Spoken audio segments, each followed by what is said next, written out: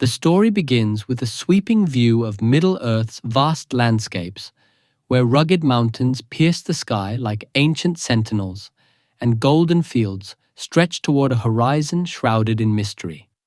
A deep, resonant voice, Galadriel's, narrates, "The world is changed. I feel it in the water. I feel it in the earth." Her ethereal tone setting a tone of foreboding as the camera pans to a dark forge, where Sauron, a towering figure of fire and armor, forges the One Ring in Mount Doom, his voice booming, "One ring to rule them all." The scene flashes to a great battle, where Isildur savors Sauron's finger with the ring, the Dark Lord's form exploding in a shockwave of light, leaving the ring to fall into the Anduin River. Centuries later, the Shire blooms with rolling hills and hobbit holes, where Bilbo Baggins, a quirky hobbit with a twinkle in his eye, celebrates his 111th birthday, tossing trinkets to hobbits like Samwise Gamgee and Frodo Baggins, unaware the ring he possesses is about to unravel their peaceful world. Bilbo, in a moment of whimsy, announces, "I'm going on an adventure," and vanishes with a flash of the One Ring, leaving the hobbit stunned, mugs of ale spilling. Inside Bag End, Gandalf confronts Bilbo, his voice stern. "The ring must be destroyed," as Bilbo clutches it possessively, muttering, "My precious," his face contorting with its influence. Reluctantly, he leaves it for Frodo, departing with a tearful goodbye. "I'm leaving everything to him," his figure shrinking into the distance. Gandalf warns Frodo, "Keep it secret, keep it safe," as the ring's weight begins to stir, its golden surface glinting ominously under candlelight, hinting at the dark forces awakening beyond the Shire. Months pass, and Frodo lounges in Bag End, tossing the ring like a coin, unaware of its peril, until Gandalf returns, his face grim. He tosses the ring into the fire, revealing the inscription, "One ring to rule them all, one ring to find them," in fiery elvish script, confirming it's Sauron's creation. Gandalf urges, "Leave the Shire, Frodo. Go to Bree," as Black Riders, Nazgul, gallop through the countryside. Frodo, Sam, Merry, and Pippin flee, Sam dragged along with a sheepish, "Mister." Frodo. The hobbits dodge the riders' eerie calls, "Baggins, Shire Baggins." Hiding in the woods, their hearts pounding as hooves thunder closer, the Shire's peace shattered by this relentless hunt. The hobbits trudge through the wild, muddy paths, Pippin munching an apple with a carefree, "What's that stench?" as they approach Bree, a grimy town with flickering lanterns. At the Prancing Pony Inn, Frodo slips the ring on by accident during a song, vanishing and reappearing on a table, drawing the Nazgul's attention with a thud that shakes the room. A mysterious figure, Strider, emerges from the shadows, growling, "You draw far too much attention." He leads them to a room, warning, "There's a shadow and a threat." As Nazgul blades pierce the door, their screeches piercing the night. The hobbits huddle, trusting this stranger, the air thick with danger, as Bree becomes a battleground. Strider guides the hobbits through misty moors, teaching survival with a stern, "Keep your eyes open," as they evade Nazgul. On Weathertop, a ruined watchtower looms like a skeletal giant, where they camp, Frodo nibbling an apple. The Nazgul attack at dusk, their blades flashing under a blood-red sky, one stabbing Frodo with a Morgul blade, his cry, "It's burning me," echoing as the wound glows with dark magic. Strider fights back with firebrands, driving them off, but Frodo weakens, his body fading into shadow. Arwen, an ethereal elf, arrives on a white horse, declaring, "He's fading, he's not going to last," and whisks Frodo to Rivendell, her steed galloping through a ford as Nazgul pursue, only to be swept away by a flood summoned by her elvish power.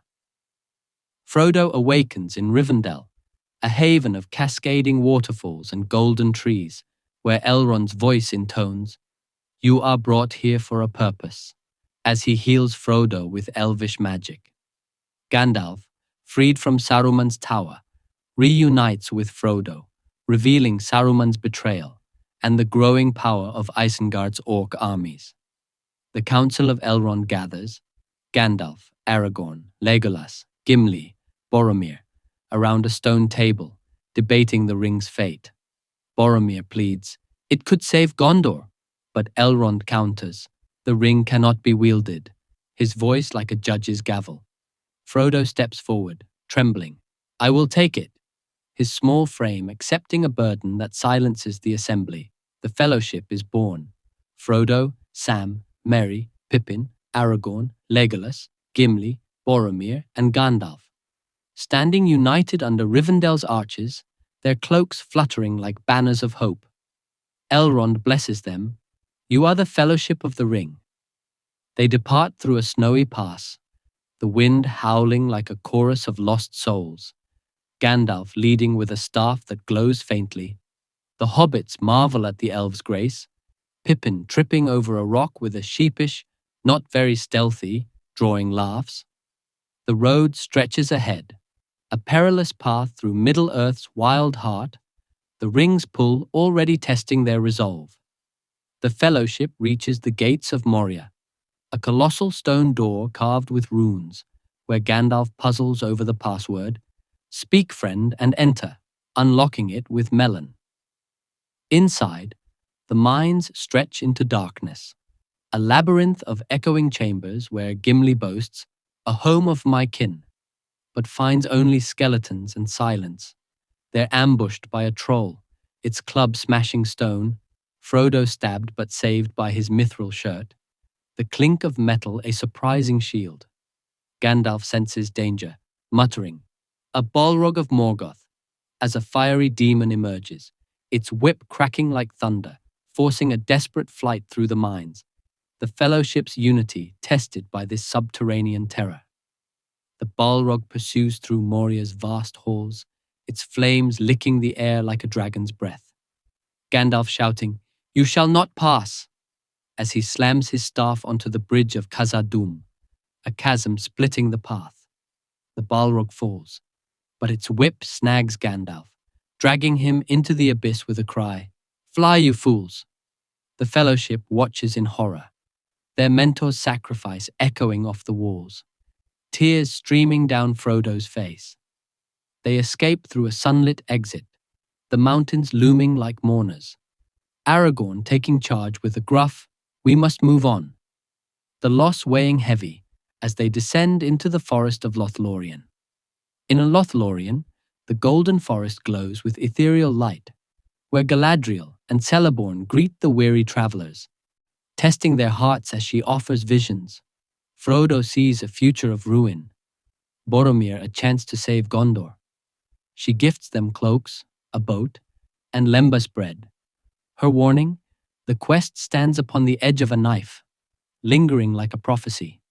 The fellowship rests, the elves' songs weaving a fragile peace, but the ring's pull gnaws at Frodo, his isolation growing as they prepare to leave this enchanted haven. The boats glide down the Anduin River, its waters reflecting a tense calm, as the fellowship debates their path. Aragorn favoring Mordor, Boromir pushing for Minas Tirith, where Boromir, driven mad by the ring's whisper, confronts Frodo, pleading, "Let me help you bear it." Frodo slips the ring on, vanishing as Boromir repents, "What have I done?" The others scatter. Merry and Pippin lure Uruk-hai to save Frodo, their cries echoing through the trees, while Aragorn, Legolas, and Gimli fight the orc horde, blades clashing in a brutal melee. Frodo flees alone, the fellowship fracturing under the ring's curse. The battle at Amon Hen intensifies, Uruk-hai arrows raining like deadly hail, as Boromir blows his horn. Gondor calls for aid, defending Merry and Pippin with a sword that sings through orc flesh. Lurtz, the Uruk leader, engages him in a savage duel, arrows piercing Boromir's chest, his shield splintering like his hopes. He falls, gasping, "Forgive me," to Aragorn, who arrives too late, cradling his dying friend, tears mixing with blood. Frodo, cloaked and trembling, rows a boat on the Anduin, the ring's weight pulling at his soul, when Sam wades after him, shouting, "I'm going with you." Frodo tries to send him back, but Sam's loyalty prevails. "I made a promise." They embrace, stepping onto the eastern shore toward Mordor, its fiery peak looming like a promise of doom. The camera pans to Aragorn, Legolas, and Gimli tracking the Uruk-hai, their determination a stark contrast to Frodo's solitary burden. The Fellowship split, but their mission alive, the landscape stretching into an uncertain future. The Uruk-hai march through the plains, Merry and Pippin bound and jostled, their captors grunting, "To Isengard!" The hobbits plot escape,